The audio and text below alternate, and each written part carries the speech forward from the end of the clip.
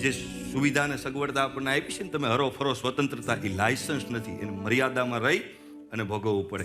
અને હવેનો આપણો ટોપિક છે કાળ છે શું છે. કાળ શું છે ભગવાન બતાવે છે. મને તો યાદ નથી રહેતું એટલે જોવું પડે. ખૂબ જ કિંમતી છે આ સમજવું, આ વિષયને સમજવું, કારણ કે તો જ આપણને આગળનો ટોપિક સમજાશે. 2 પરમાણુથી એક અણુ બને, 2 પરમાણુથી એક અણુ બને અને 3 અણુથી એક ત્રસરેણુ બને. ત્રસરેણુ એટલે કે આપણે ગામડાની અંદર પેલા માંથી ઝીણું એવું કાણું હોય ને એમાંથી આપણે રજકણો નીકળે કે નહીં, એને ત્રસરેણુ કહેવાય. એ ત્રસરેણુ બને. 3 ત્રસરેણુથી એક ત્રુટી બને. આપણી વ્યાખ્યા જો, ઝીણામાં ઝીણી વ્યાખ્યા. એનાથી 100 ગણો સમય જાય એને વેદ કહેવાય. 3 ત્રુટીથી 100 ગણો સમય જાય એને વેદ કહેવાય. 3 વેદનો એક લવ બને, 3 લવનો એક નિમેષ બને, 3 નિમેષની એક ક્ષણ બને અને 5 ક્ષણની એક કાષ્ઠા બને. 15 કાષ્ઠાનો એક લઘુ બને, 15 લઘુની એક નાળિકા બને, 2 નાળિકાનું એક મુહૂર્ત બને અને 6 નાળિકાનો એક પ્રહર બને. મનુષ્યના દિવસ અને રાત્રિના 4 પ્રહર હોય. 15 દિવસનો રાત્રિનો એક પક્ષ હોય, જેને શુક્લ પક્ષ અને કૃષ્ણ પક્ષ આપણે કહીએ છીએ. આ 2 પક્ષ મળે એટલે એને એક મહિનો કહેવાય. અને 2 માસની એક ઋતુ હોય અને 6 માસનો એક અયન અને 2 અયન મળે ત્યારે એક પિતૃઓ અને દેવતાઓનો એક દિવસ બરાબર થાય. વર્ષે આપણે હરાદ નાખી છે. આ લોજિક છે કે એક વર્ષે જ આપણે આપણા બાપ દાદાને હરાદ શું કામ નાખી? કારણ કે એક વર્ષ એનો એક દિવસ. એટલા માટે આવા 100 વર્ષ મનુષ્યનું આયુષ્ય શાસ્ત્ર નક્કી કરીને ચાલે છે. ત્યારે વિદુરજીએ મૈત્રી ઋષિને પ્રશ્ન કર્યો કે મનુષ્યની તો તમે આ બધી વાત કરી, આ બધા સમય બતાવ્યા, પણ દેવતાઓનું આયુષ્યનું તમે વર્ણન કર્યું, પણ ત્રિલોકીમાં રહેનારા જ્ઞાનીઓનું આયુષ્યનું વર્ણન કરો. ત્યારે આ સમજવું બહુ જરૂરી છે. આનો એન્ડ બહુ સારો છે. એટલે સતયુગના કેટલા વર્ષ હોય તમે સ્લાઇડમાં જોઈ શકો છો. કેટલા છે? 17,28,000. ત્રેતા યુગના 12,96,000, દ્વાપર યુગના 8,64,000 અને કળિયુગના 4,32,000. આપણે એમ કે ભારતે જીરોની શોધ કરી. આ 10,000 વર્ષ પહેલા આટલું સાયન્સ લખાઈ ગયું છે. આ શોધ નથી કરી, આપણું જ છે મૂળ. કુલ સરવાળો આપણે કરીએ એટલે 43,20,000 થાય. આપણું શાસ્ત્રનું ગણિત જુઓ તમે, જેને ચતુર્યુગી કહેવામાં આવે. મહરલોકથી લઈને બ્રહ્મલોક સુધી આવી 1,000 ચતુર્યુગીનો દિવસ અને રાત્રિ હોય છે. 1,000 આપણે છે ને એક દિવસ એટલે 24 કલાક ગણાય નહીં, ત્યાં 12 કલાક ગણાય બ્રહ્મલોકથી લઈને મહરલોક સુધી. એટલે આવી 1,000 ચતુર્યુગીનો એક દિવસ ગણાય. દિવસ અને રાત્રિ એટલે તમે 2,000 ગણી શકો.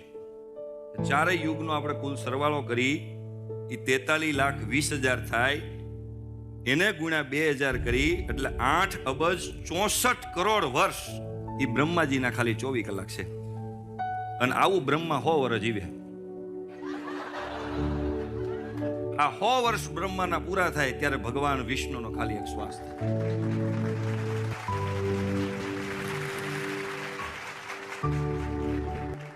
સમય બળવાન છે, પણ ક્યારે? કાબે અર્જુન લૂંટ્યો, વહી ધનુષ વહી બાણ. એ જ બાણ હતું ને એ જ બધું હતું ભલા માણસ. પણ એક પારધી લૂંટી ગયા એને. શું કામ? કે ત્યારે ભગવાન કૃષ્ણ નહોતા. જેની યારે ભગવાન કૃષ્ણ છે ને એની યારે સમય છે ભલા માણસ. જેની યારે કૃષ્ણ છે એની યારે સમય છે. શેઠ આડતીયો મહા ઉદાર, જેને ચોપડે ક્યાંય ઉધાર નથી. શેઠ આડતીયો મહા ઉદાર, જેને ચોપડે ક્યાંય ઉધાર નથી. જેને જેટલું તેને તેટલું, તલ ભારે વેદુએ દેનાર નથી. માટે પ્યાર કરી લે, પ્યાર કરી લે, શું કાંઈ તારો યાર નથી. ગોતી લેજે ભલા માણસ, ભીતર છે ક્યાંય બહાર નથી. આ ઈશ્વરના હાથમાં શું કામ છે? આ બધા પ્રશ્નો છે આપણે. અને માલિક શું કામ? એનું કારણ છે કે માલિક તેને જ કહેવાય જેનું માલિકીપણું યથાવત રહે.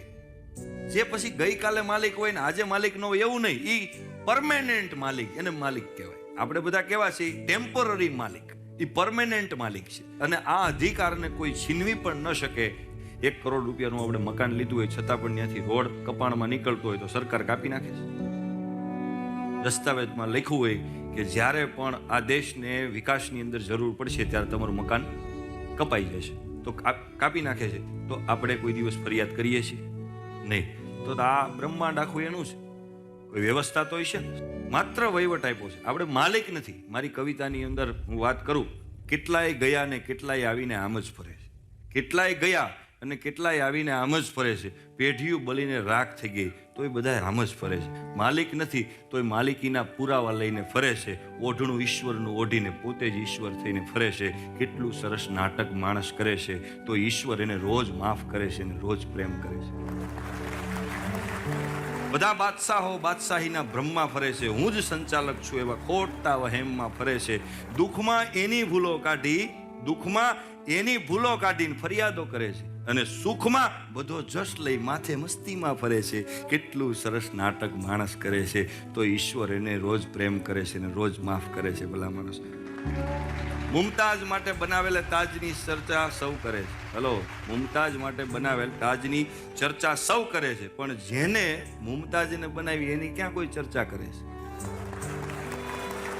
એક અંગ આપનાર ડોક્ટરને ભગવાન ગણે છે, બધા જ અંગો આપ્યા એના હોવાની શંકા કરે છે. દોસ્ત, શ્વાસ વેચાણથી મળે એવી કોઈ દુકાન નથી. આખા જંગલમાં નીકળો, એક પાન જેવું બીજું પાન નથી. ભલે એ શું કામ માલિક છે? એનું કારણ છે કે એક કંપનીની અંદર હજારો લોકો કામ કરતા હોય, એનું ફળ કોણ ખાય? આ બધા બળિતરા આપણે કરીએ છીએ ને. મહેનત અમે કરી, શેઠ મોજ કરે. કારીગરો મહેનત કરે, શેઠ મોજ કરે. એ શેઠ હું કામ મોજ કરે છે? એ શેઠ હું કામ છે? એ માલિક હું કામ છે? મહેનત તમે કરો છતાંય પણ સ્વીકારીએ ને. આપણે કામે જઈએ, ખબર છે આપણે ડાયમંડ જે બનાવીએ એની અંદર આપણે 2 લાખ રૂપિયાનો નફો કરીને આપ્યો હોય, પણ આપણો પગાર ખાલી 30,000 રૂપિયા જોઈએ. આપણને ખબર છે, છતાં પણ આપણે એ શેઠને આપી દઈએ ને. એ શેઠ એટલા માટે છે કે એનામાં એક જબરજસ્ત ગુણ છે જે માલિકનો અને જવાબદારીનો સૌથી મોટો ગુણ છે. એટલા માટે કંપની પાયમાલ થાય, નુકસાનીમાં જાય, બરાબર, તો આપણે જ ઘરે વ્યા જાય. એ શેઠ આખી જવાબદારી માથે ઉપાડી લે અને એ કંપનીને પાછી ઊભી કરવાનું સામર્થ્ય એ શેઠમાં છે, એટલે એ હકદાર છે. ભલા માણસ. અને કદાચ કોઈ કંપનીમાં એમ થાય કે આવી પાયમાલ કંપની થઈ ગઈ હોય અને હું મદદરૂપ થાવ, કોઈ વ્યક્તિને એવું થાય, પણ સામર્થ્ય ક્યાં? સામર્થ્ય નથી.